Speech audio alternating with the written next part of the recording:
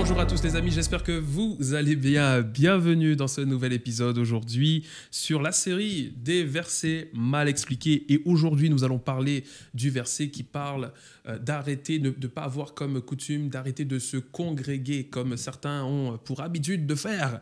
Et nous allons plonger directement dans ce verset qui se trouve dans Hébreux 10 au verset 24 à 25 qui dit « Veillons les uns sur les autres pour nous inciter à l'amour et aux bonnes œuvres. N'abandonnons pas notre assemblée, comme c'est la coutume de quelques-uns, mais exhortons-nous mutuellement, et cela d'autant plus que vous voyez s'approcher le jour. » Alors, c'est un verset qui est souvent utilisé lorsque des fois le pasteur voit qu'il y a 2-3 personnes là, que ça fait quelque temps qui ne viennent plus à l'église et que d'un coup ils réapparaissent. Ah, c'est parfait, le Saint-Esprit nous inspire à pouvoir rappeler quelques vérités essentielles à certains membres dans le fond à droite là-bas qu'il ne faut pas arrêter de se congréguer.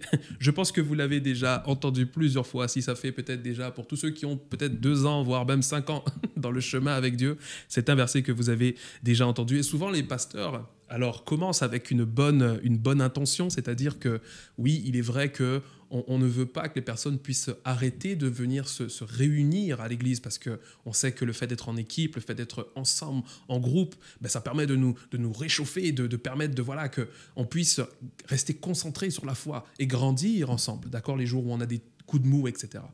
Donc, il y a une part de vérité. Malheureusement, avec le temps, à force de prêcher, en fait, on ne se rend pas compte qu'on commence à tomber dans un extrême où on commence à dire aux gens, finalement, tu n'as pas le droit de rester comme ça ou tu n'as pas le droit de rater un jour de culte ou 2 jours de culte consécutifs. En fait, on commence à tomber dans un extrême, alors qu'à la base, ça part d'un bon principe.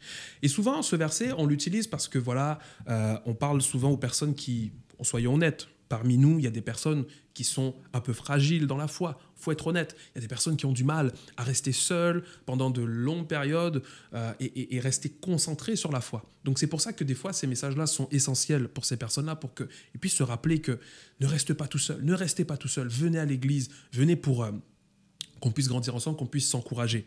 Mais il y a aussi une autre vérité, les amis. C'est que parmi nous, il y a aussi des personnes qui arrivent à rester un certain temps seuls sans que leur foi soit engagée.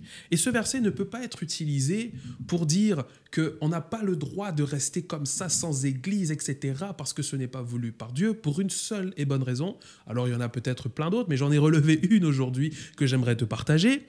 C'est que, imagine, Dieu t'appelle dans un endroit, dans un pays, dans un village, reculé, et que tu es le seul chrétien. Première question, où vas-tu te congréguer? En fait, avec cette idée-là, Dieu ne pourrait pas t'utiliser toi, peut-être, pour aller annoncer son amour dans ces pays ou dans ce village, peut-être qui est dans un coin où il n'y a pas de chrétiens, parce qu'il faut se congréguer. Ben là, déjà, il y a une contradiction, en tout cas, on va rencontrer un problème. Donc, on se rend compte que le verset, la nature même du verset n'est pas là pour nous coffrer et nous faire chauffer une place, un banc à l'église. En fait, parce que si demain Dieu t'envoie dans un pays, là il va falloir que tu fasses quelque chose et que justement tu commences justement à propager la parole de Dieu. Tu ne peux pas être limité à rester dans une église et à ne pas accomplir la volonté de Dieu. La volonté de Dieu, si Dieu t'appelle à aller dans un endroit, il faut accomplir ça, il faut aller et il faut avancer et aller justement parler de Dieu. Donc ce verset-là, par exemple, ne pourrait pas s'appliquer dans ce genre de situation. Donc en fait, ça nous demande aujourd'hui à nous de savoir finalement qu'est-ce que c'est qu'une église. Qu'est-ce que c'est que l'église? Parce que des fois, avec le temps, on commence à se rouiller là. On commence à oublier finalement qu'est-ce que c'est. Parce qu'on vient tellement au même endroit qu'on a l'impression que finalement l'église, c'est le bâtiment, l'église, c'est le local. Mon ami, définition simple de ce qu'est une église. L'église, c'est toi. L'église, c'est moi. L'église, c'est nous. Je disais à l'époque, quand on faisait nos soirées, etc., je disais, vous savez, l'église, ce local est un local lorsque nous ne sommes pas là. Dès lors que toi et moi, nous décidons de rentrer dans ce lieu, ce local vide devient une église. Parce qu'en fait, le local vient abriter l'église. Parce que l'église, c'est toi, l'église, c'est nous. Et donc, dès qu'on comprend que l'église, ce n'est pas le bâtiment, ce n'est pas le lieu, ce n'est pas voilà, la pierre, que l'église, c'est toi. Alors, on peut commencer à comprendre finalement qu'il y a plusieurs formes d'église.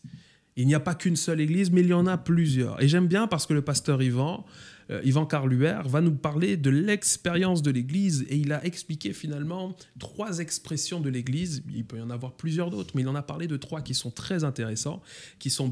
alors, pour commencer, on a l'église en présentiel. Donc, c'est l'église qu'on connaît, où on va se réunir, que ce soit le vendredi, que ce soit le dimanche, pour aller célébrer Dieu. Donc, c'est là où il y a toute la technique avec les équipes de louanges, avec le pasteur. Bref, il y a toute la célébration qui est faite en présentiel. C'est de la première forme d'église. Il va parler également de la deuxième forme d'église, où ce sont les groupes de maisons, là où on va se réunir en petits comités, et là où on va commencer à connecter les uns avec les autres. Et il va parler également de l'église en ligne. Donc, les églises, justement, qui se lancent sur les médias pour pouvoir justement annoncer la parole de Dieu, non pas simplement à des personnes à l'échelle locale, mais aussi à l'échelle internationale, je dirais.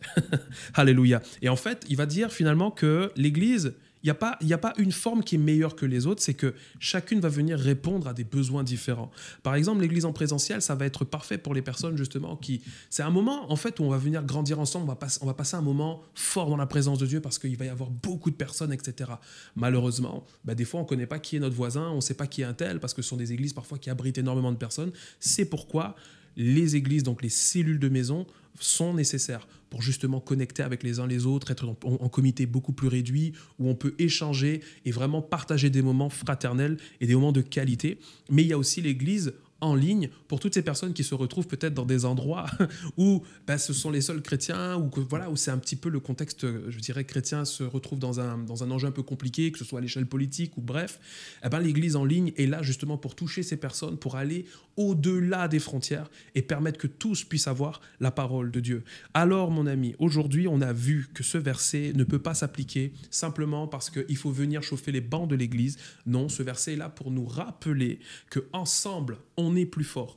Mais si demain, je me retrouve dans une situation où je ne peux plus me congréguer, ça veut dire que Dieu veut qu'on passe dans une autre action, qu'on puisse faire les choses différemment. Parce que oui, il y a des personnes qui sont un peu plus fragiles dans la foi, à qui Dieu potentiellement ne va pas peut-être appeler à faire des choses où ils vont se retrouver seuls, à affronter le ministère, à affronter l'adversité, etc. Mais il y a des personnes que Dieu va choisir, parmi nous les amis, il y a des personnes que Dieu choisit en ce moment et qui vont être emmenées peut-être à pouvoir annoncer la parole de Dieu dans des lieux où il n'y a pas d'église, dans des lieux où il n'y a pas de chrétiens, et tu seras le seul chrétien. Et Dieu t'utilisera, oui, peut-être pour commencer une œuvre et commencer une église. Alors les amis, aujourd'hui, c'était la fin de la série sur ces versets mal expliqués. Vous étiez sur l'Urban Grace, soyez richement bénis et on se voit à la prochaine pour une prochaine émission.